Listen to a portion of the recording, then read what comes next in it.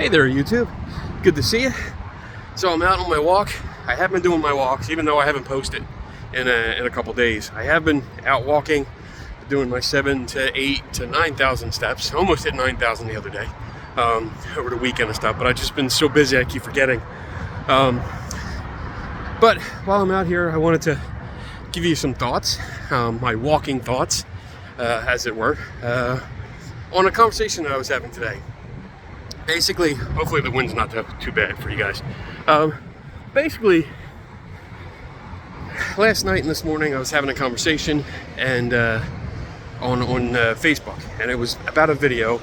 I don't remember the team's name, but there was a team that did this. They called it an experiment where they had people in a room. They had a couple cameras set up, and then one person wrote down in a book about to do something, for a ghost to do something, and in this case it was knocked 3 times, and they placed the book up like the top of the stairway.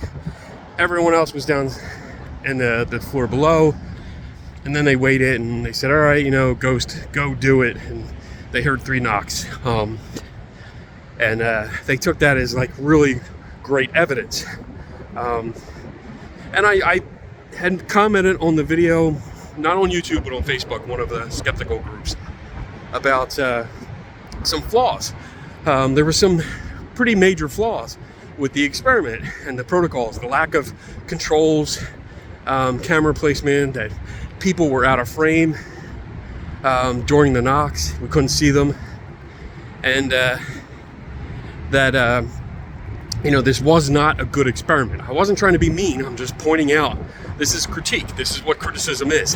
When you post something publicly, I'm going to turn around and try to avoid the wind here because there's a lot of wind.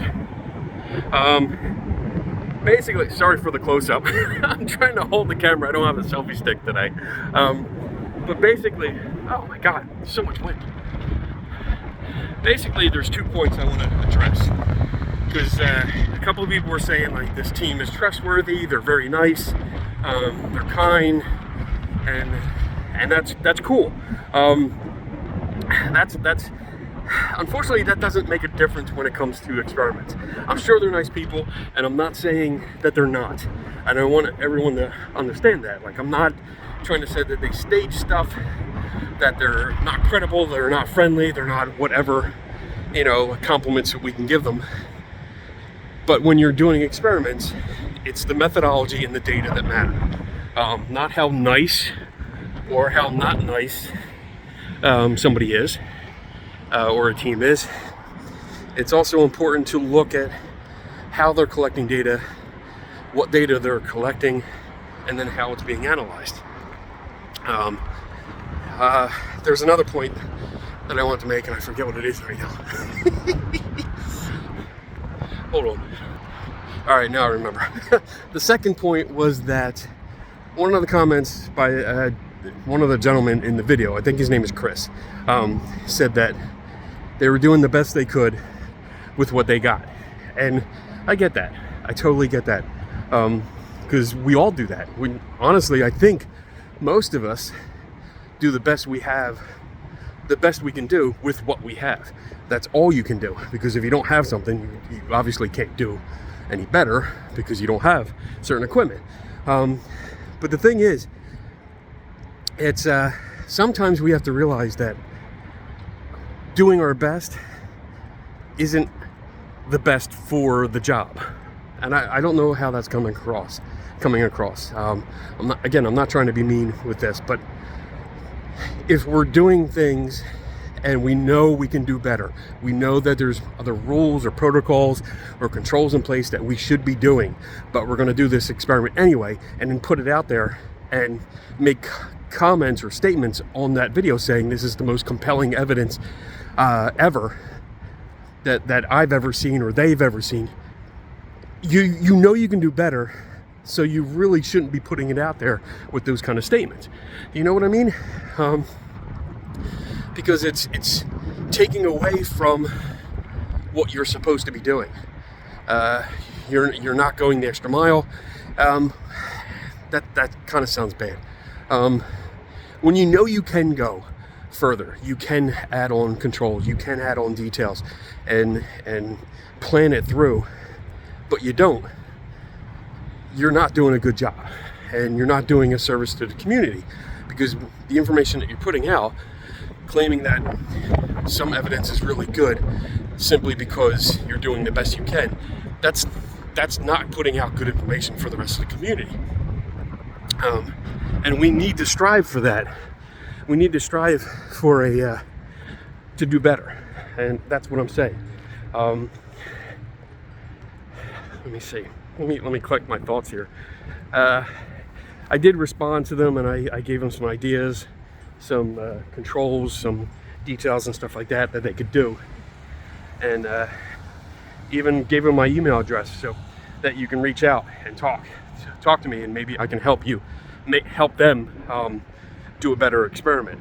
Like one of the things that they brought up was they didn't have enough cameras, and so the scenario, real quick.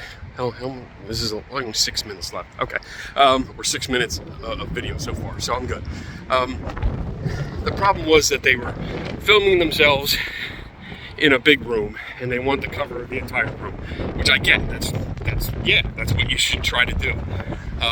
The problem was that they were asking a ghost to do specific actions, and in this case, to knock 3 times. That was the first experiment, and the second one was, I assume it was to knock 5 times, but we don't actually see what the target action was, because in the first experiment they actually go up to the book where they wrote down the action that they wanted the ghost to perform. They wrote it down in a book, and the camera goes up after it's done and shows us what it's written down. I didn't see that for the second or the third experiment. God, I'm out of breath. That's because I'm a fat guy. But basically, when you're doing something like that, you have an action, especially knocking sound. Knocking is so easy to do. And again, I'm not saying that they purposely staged anything or that they purposely faked anything, but in these scenarios, you have to remove that kind of doubt, because you're going to have people like me, skeptical people like me, saying, well, anyone could have knocked, because while they were filming, there were people off camera. There were at least 2 people off camera. And then the second experiment, there was one guy in a corner, like completely off camera. So you could easily knock on a wall, tap on a floor, bump your elbow against the wall, anything like that.